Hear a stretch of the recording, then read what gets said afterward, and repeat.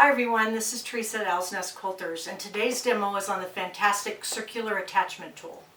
This bundle allows you to create a circular pattern with virtually any stitch that's built into your machine. You can also use trims such as cordings, ribbons, piping, all that sort of thing to create these unusual and really decorative types of circles.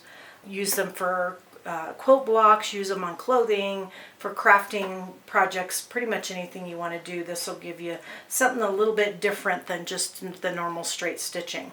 So I'm going to unpackage this for you here. This is what the bundle looks like. When you open it up, you have several things. Of course, you have an instruction book that will help you out. This is a placement template. It also is a guide to how big the circles are that you make, and I'll show you how this works in a minute.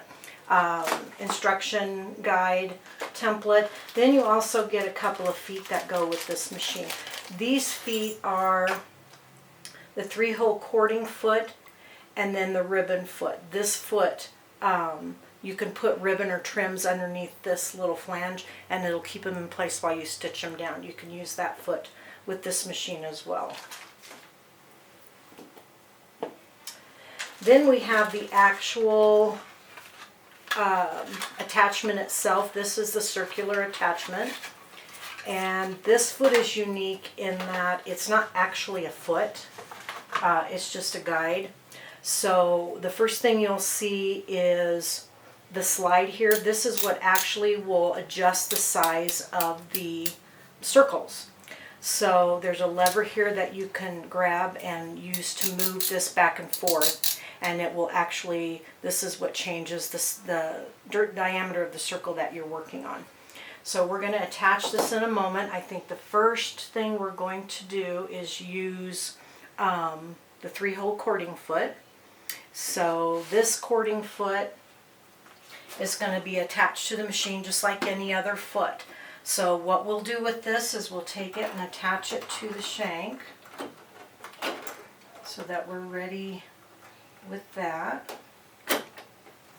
Okay, so keep in mind also that you can use other feet with this attachment. You can also use, for instance, the fringe foot or any of the other decorative cording feet.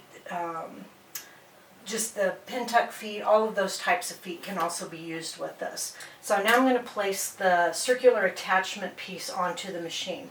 On the throat of the plate are some little holes that these pins go into. So we simply slide this on and we set it, it'll kind of lock in place. You can see one of them here kind of goes in the little hole there, and then the other one's at the back of the plate. Then it comes with screws that you would secure this down with. So I'm going to place one of the screws in there, and this will hold the plate in place.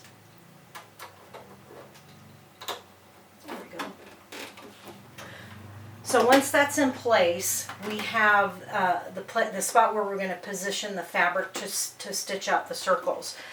This particular piece right here, the template, will give you the radius of the circle, but it's in millimeters, so you want to have something handy that if you're not good with millimeters, you can convert that. It will also show you the angle that you're going to stitch at, and this is the center point where the pin goes. This is the pin that holds the fabric in place for sewing. There's a little rubber guard because this pin is pretty sharp. That'll cause you a little bit of pain if you accidentally get that in your finger. So when I place this template under here, I put the pin, there's a little 3 little lines here that go to the center hole. I can place this on and I pop it in that hole, and then it holds this in place. So as I do this, I can take the lever, lift it up, and if I want the radius larger or smaller, I look at the center of my foot and I pick a line, and that will determine how big the circle is going to be or what the radius of the circle will be. So I simply pull this back and forth and I can change that radius. So it can go all the way up to 130 millimeters and it can go as low as 30 millimeters. So we're going to do, let's stop at about 60. We'll do a 60 millimeter. Once I determine the size that I need, I pull the pin out and remove my template. So now that my size is selected, what I'm going to do is place my fabric underneath the foot, and kind of in the center. If you need to, you can actually fold this into quarters and find the center of it so you're not making part of your circle off the edge. Then take this pin, it's like a thumbtack, and place it in the center. It'll come out the back side like this, and then slide the fabric under the foot, and then place the pin right inside that hole where those 3 red lines come together. So you just kind of pop that into place. Now you can see this spins around in a circle. So whatever design I choose, we're just going to play with the straight stitch right now. Whatever I pick up, now the fabric is actually going to sew around in a circle. So you can see how it kind of spins on that little pin.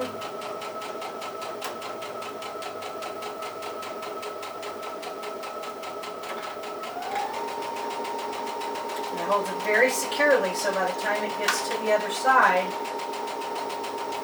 you've matched a circle.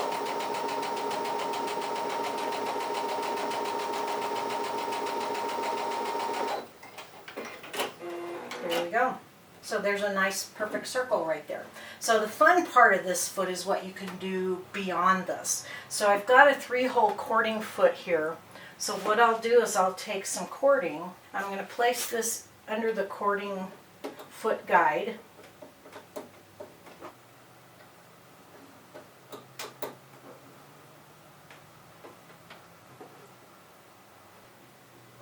So with my cording in the guides of the cording foot, I'm also going to change the diameter of my circle. So I'm going to change that up a little bit and put a smaller circle inside of the larger one I just made. And again, I can use whatever stitch I like. So on my machine, I'm going to come over and select something a little more decorative. So let's pick, and I can begin to sew my smaller inner circle. So remember, because I'm using the circular attachment guide, I'm sewing in a circle, but also because I'm using this 3-hole cording foot, my cords are being guided and specifically placed in the perfect spot for the decorative stitch to cover it. So as we go around,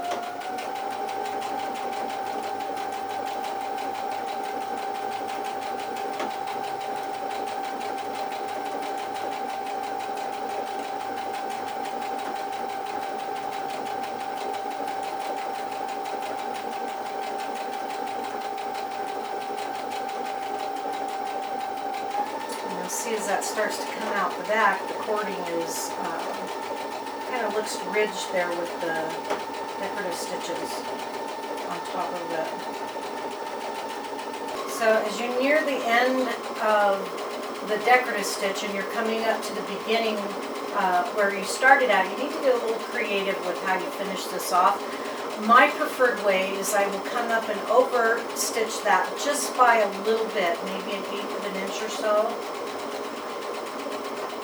So as it gets to the spot where it's going to overstitch, I slow it down a little bit so I don't miss. And then if your machine has a locking stitch, you're going to overstitch that by a few stitches.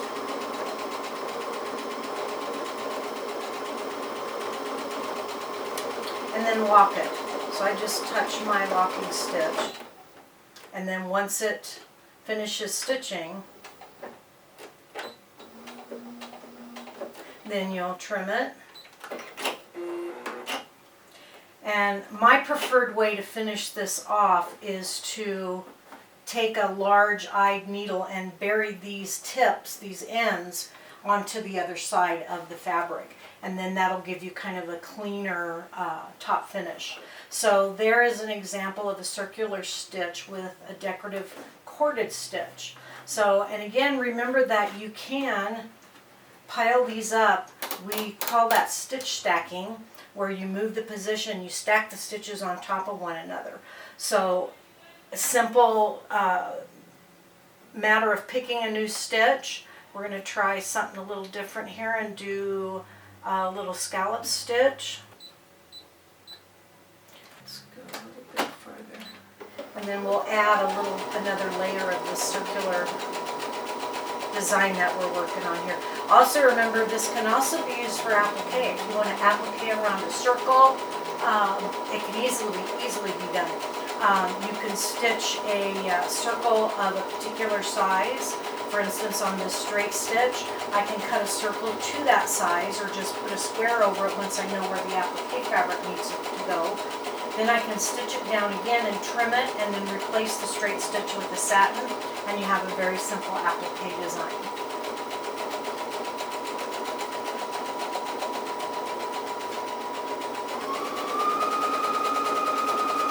Now as this comes around, you'll see a really fun satin style stitch that's coming out the back there.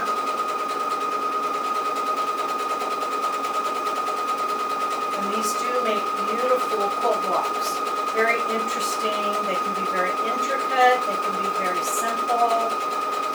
Whatever your need is, whatever you need to, if you have an alternate block that needs to be jazzed up in a quilt a little bit, match your thread colors, do some pretty concentric circles, and you have a much more interesting alternate block than just a plain piece of fabric. I also, when I do this, because I want to have the option to use different types of decorative stitches, I place a piece of fusible tearaway underneath to support that stitch width. So as I'm going back and forth between the different types of decorative stitches, I have the support of that stabilizer.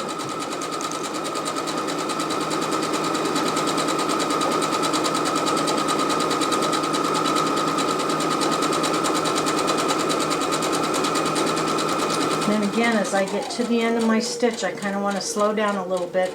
It's actually very rare that they're going to match up perfectly, so you have to be able to be okay with things not actually matching up perfectly, but the end result is usually pretty worth it. So as we finish this off, we're going to cut it, and I'm going to take this off so you can see clearly.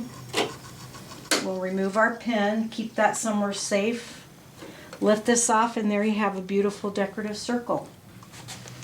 If you'd like to know more about any of the fantastic feet that we demo, please feel free to stop by Owl's Nest Quilters for a more detailed demo. Owl's Nest Quilters, because you love to create.